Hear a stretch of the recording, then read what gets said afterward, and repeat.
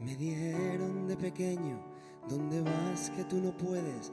Y aquí sigo peleando con la indecisión de siempre. Me enseñaron a crecerme a los pies de la derrota. Esos mismos que no crecen y que huyen como idiotas. Me escondía de mí mismo, me buscaba entre los miedos.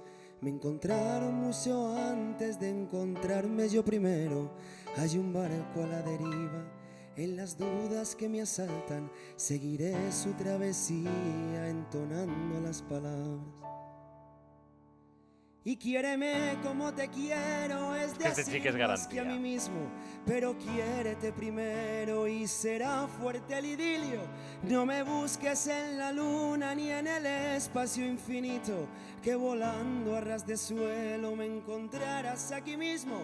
Y para que quede claro, por si algunos no lo entienden, eruditos y entendidos, que mi acento es mi ADN, que no es ninguna bandera, que es una canción de cuna que mi madre me cantaba bajo la luz de la luna.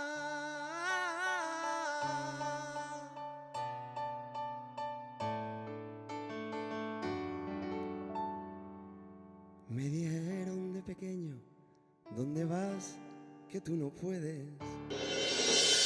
¿Qué? ¿Te ha gustado el vídeo, no? Pues ya sabes, suscríbete al canal de Family Duo de YouTube. Pero ya, ¿eh? Venga.